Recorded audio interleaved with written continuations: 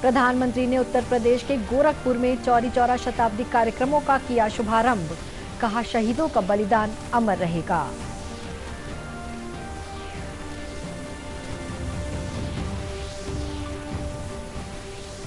मुख्यमंत्री 2 दिन के प्रवास पर नई दिल्ली रवाना। धान खरीदी सहित अन्य मुद्दों पर केंद्रीय मंत्रियों के साथ करेंगे चर्चा।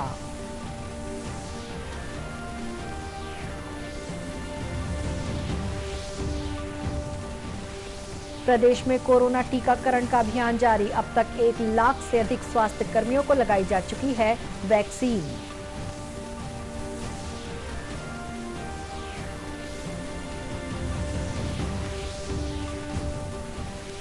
और विश्व कैंसर दिवस के मौके पर छत्तीसगढ़ सहित देश भर में जन जागरूकता पर आधारित विभिन्न कार्यक्रमों का आयोजन।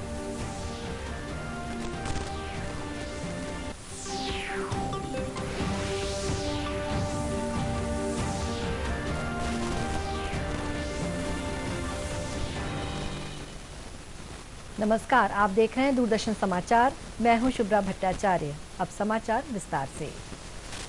प्रधानमंत्री नरेंद्र मोदी ने कहा है कि चौरी चौरा की घटना विदेशी शासन के दौरान पुलिस स्टेशनों को आग लगाए जाने की अकेली घटना नहीं थी, बल्कि ये ब्रिटिश शासन के खिलाफ जनता के आक्रोश की सामूहिक अभिव्यक्ति थी। उत्तर प्रदेश के गोरखपुर में चौरी चौरा शताब्दी समारोह का उद्घाटन करते हुए श्री मोदी ने कहा कि चौरी चौरा के शहीदों को इतिहास में भले ही उचित स्थान न मिला हो, लेकिन उनका बलिदान अमर रहेगा। प्रधानमंत्री ने कहा कि हम आजादी के 75 साल पूरा करने वाले हैं और ये शताब्दी अपने महान सेनानियों को श्रद्धांजलि अर्पित करने का अच्छा अवसर है। श्री मोदी ने बताया कि भारत सरकार के शिक्षा मंत्रालय ने आजादी के 75 वर्ष पूरे होने पर युवा लेखकों को स्वतंत्रता संग्राम सेनानियों और घटनाओं पर किताब तथा शोध पत्र लिखने के लिए आमंत्रित किया है। भारत सरकार के शिक्षा मंत्रालय ने भी आजादी के 75 साल पूरे होने पर युवा लेखकों को स्वतंत्रता सेनानियों पर किताब लिखने के लिए, घटनाओं पर किताब लिखने के लिए, शोध पत्र लिखने के लिए आमंत्रित किया है।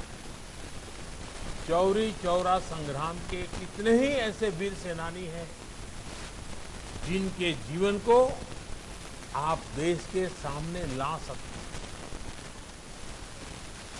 श्री मोदी ने कहा कि देश की प्रगति का आधार किसान भी हैं और चौरी चौरा की घटना में उनका महत्वपूर्ण योगदान रहा है।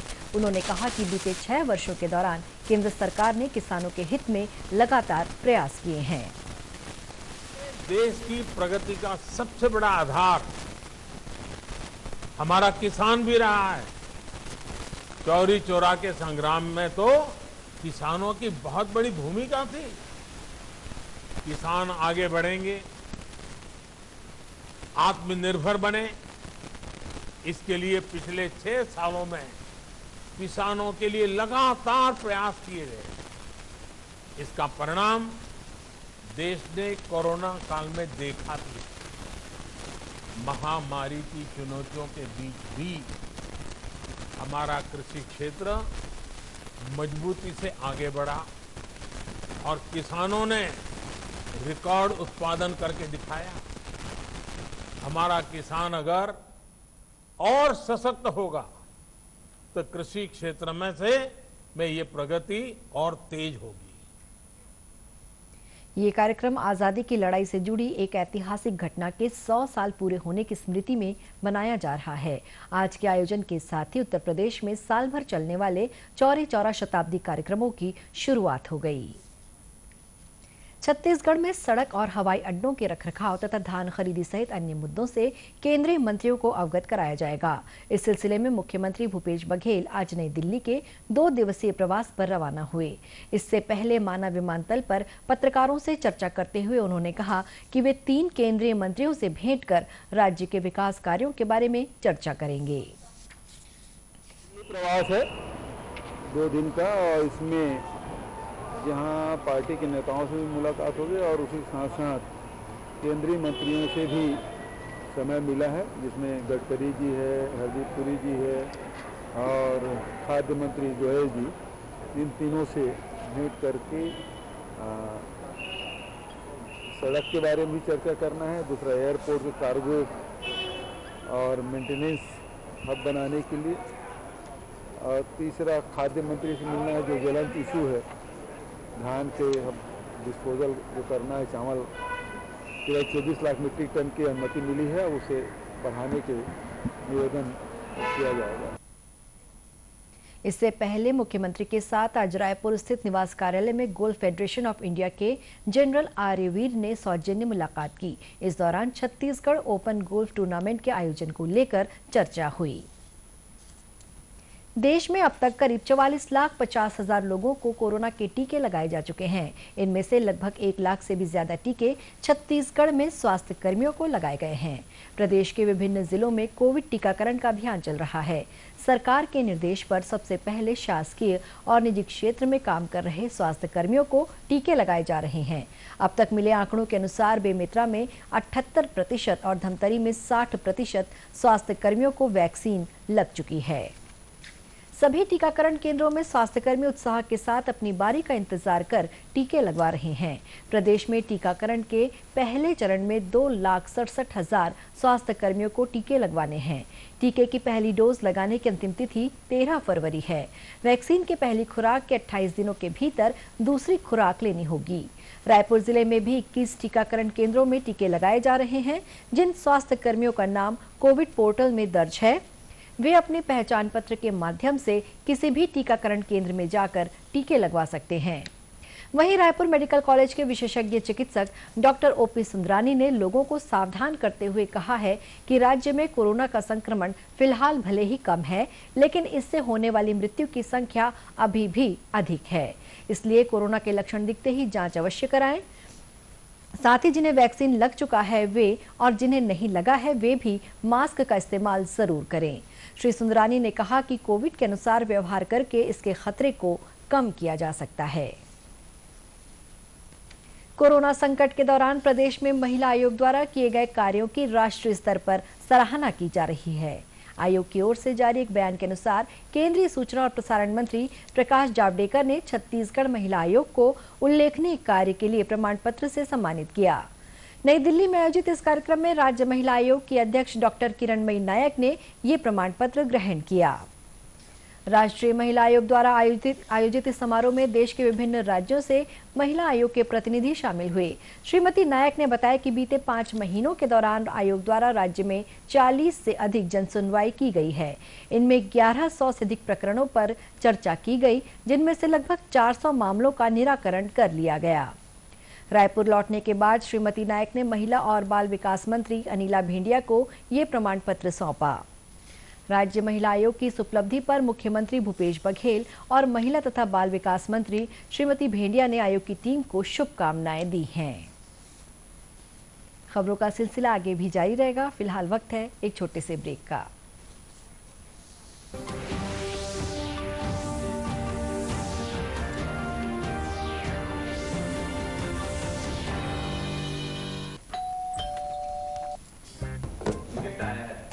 अरे वाह, लेजेंड की बैट, इससे तो मैं खेलूंगा।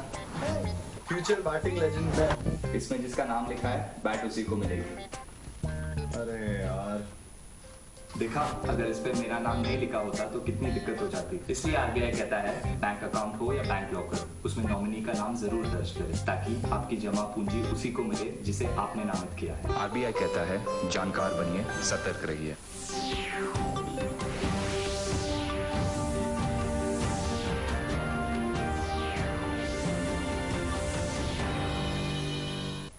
ब्रेक के बाद एक बार फिर स्वागत है आपका दूरदर्शन समाचार में। आज विश्व कैंसर दिवस है। वर्ष 2019 से 2021 तक 3 साल के लिए विश्व कैंसर दिवस का विषय रखा गया है, मैं हूं और मैं रहूंगा, जिसका मतलब है कि हर किसी में क्षमता है कि वो कैंसर से लड़ सकता है। विश्व कैंसर दिवस के मौके पर छत्तीसगढ़ में भी जन जागरूकता पर आधारित विभिन्न कार्यक्रम हो रहे हैं। इसी कड़ी में जांजगीर के जिला चिकित्सालय में कैंसर के इलाज के लिए ई शिविर लगाया गया, जिसके माध्यम से लोगों को कैंसर बीमारी के लक्षणों और उसके उपायों से अवगत कराया गया। कार्यक्रम में लोगों को कैंसर के उपचार के लिए राज्य सरकार द्वारा संचालित योजनाओं के बारे में भी जानकारी दी गई। जिला चिकित्सालय के चिकित्सक डॉक्टर इकबाल हुसैन ने बताया कि कैंसर को लेकर लोगों के बीच ये भ्रम है कि लाइलाज बीमारी है और केवल शहरों में पाई जाती है, लेकिन ऐसा नहीं है। इस बीमारी का इलाज संभव है। उन्होंने कहा कि गुटखा, तंबाकू का सेवन कैंसर का एक मुख्य कारण है।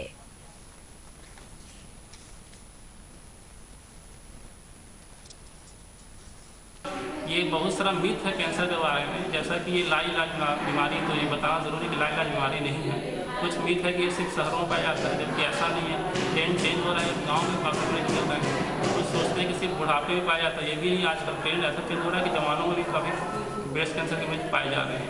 इंडिया में मुख्यतः ओरल कैंसर के मरीज पाए जाते हैं, क्योंकि यहाँ पे गुटखा, तंबाकू का सेवन किया जाता है। और महिलाओं में सबसे ज़्यादा पाए जाते हैं स्तन कैंसर, और गाँव में कई जगह बहुत ज़्यादा सर्वाइकल कैंसर भी मिलते हैं।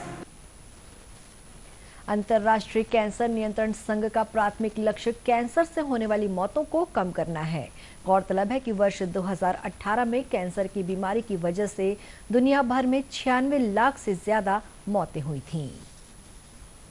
केंद्र सरकार द्वारा संपूर्ण टीकाकरण के लिए संचालित किए गए कार्यक्रम मिशन इंद्रधनुष से छत्तीसगढ़ में भी छोटे बच्चों और महिलाओं को छूटे हुए टीके लगाए जा रहे हैं। इसके तहत बस्तर जिले में बीते 5 वर्षों के दौरान 0 से 2 वर्ष तक के बच्चों और गर्भवती माताओं के टीकाकरण में बढ़ोतरी हुई है।